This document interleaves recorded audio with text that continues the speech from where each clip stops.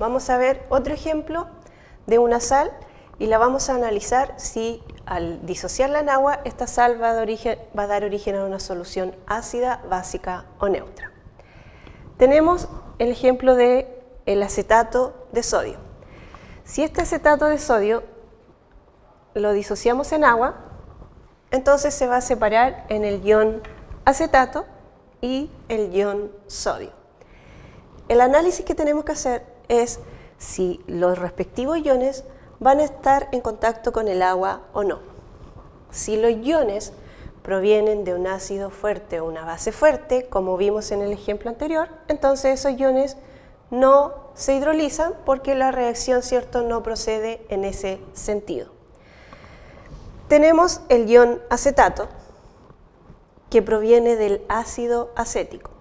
El ácido acético no está en nuestra lista de los ácidos fuertes, por lo tanto, este ion proviene de un ácido débil. Eso significa que este ion acetato interactúa con el agua, ¿cierto?, da origen al ácido acético más el ion hidroxilo. Esta reacción sí procede en este sentido, porque como este es un ácido débil, entonces el ion acetato va a ser su base conjugada, que es por lo general más fuerte que este ácido débil. Por lo tanto, esta reacción sí procede en ese sentido. ¿Eso qué significa? Que este ion acetato, al interactuar con el agua, entonces lo que va a hacer es aumentar la concentración del ion hidroxilo. Lo que significa entonces que nuestra solución va a ser básica. Esta es una sal. La vamos a disociar en agua, pero el pH resultante de esa disolución va a ser básico. Sabemos que el ion sodio proviene del hidróxido de sodio, que era una base fuerte, y en el ejercicio anterior, en el ejemplo anterior, vimos que este ion no se hidroliza, ¿cierto?, porque es un ácido muy débil. Por lo tanto, ¿cierto?, el único ion que se hidroliza es el ion acetato. Vimos al principio que cuando el ion que se hidroliza es el anión, el negativo, entonces nuestra hidrólisis era básica, porque estamos aumentando la concentración de iones hidroxilo.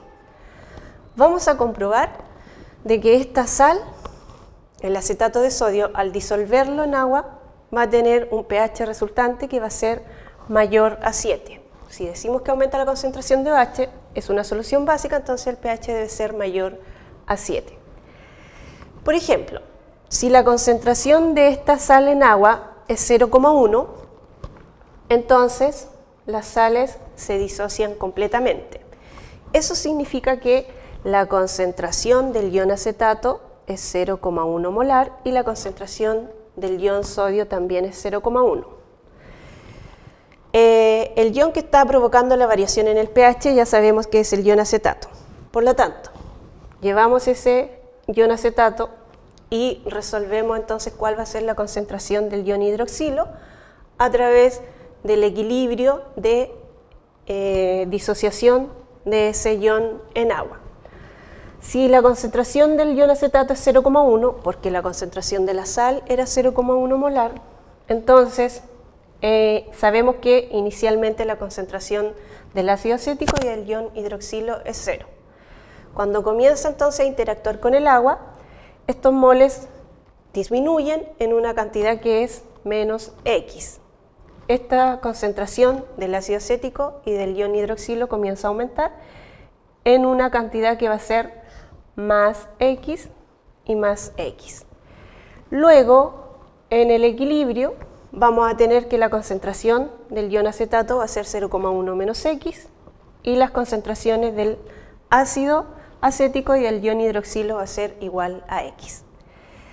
Aquí en el equilibrio podemos establecer la constante de equilibrio, que en este caso la constante de equilibrio es la constante de hidrólisis, ¿cierto? Porque la reacción que nosotros tenemos aquí es una hidrólisis, un ion con el agua.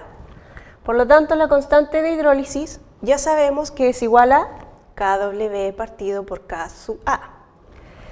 Tenemos entonces que la constante de autoionización del agua es 1 por 10 elevado a menos 14 y la constante de acidez del ácido conjugado, ¿cierto?, de ese anión es en este caso del ácido acético, la constante nosotros la encontramos en tablas, en los libros, está en que su valor es 1,8 por 10 elevado a menos 5. Acá entonces nos queda que esto va a ser igual a la concentración de ambos iones, es decir, X cuadrado, dividido en la concentración del ion acetato, que es 0,1 menos X.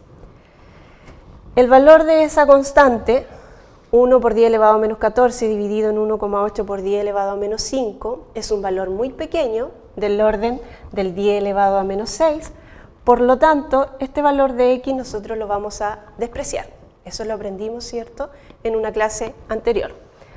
Si despejamos X de esta ecuación, entonces X es igual a 7,45 por 10 elevado a menos 6. X, ¿qué es lo que es? X corresponde a la concentración de los iones hidroxilo. Si nosotros conocemos la concentración de los iones hidroxilo, entonces podemos aplicar el menos logaritmo, es decir, la escala P. Por lo tanto, el menos logaritmo de 7,45 por 10 elevado a menos 6 nos va a dar el pOH. Este pOH va a ser igual a 5,1. Luego, el pH más el pOH es igual a 14. Por lo tanto, si a 14 le restamos 5,1, establecemos que el pH de esta sal es 8,9. Dijimos que la sal era básica, que por lo tanto tenía que ser un valor mayor a 7, y aquí estamos comprobando, ¿cierto?, de que si la concentración de esa sal es 0,1, el pH va a ser 8,9, es decir, un pH básico.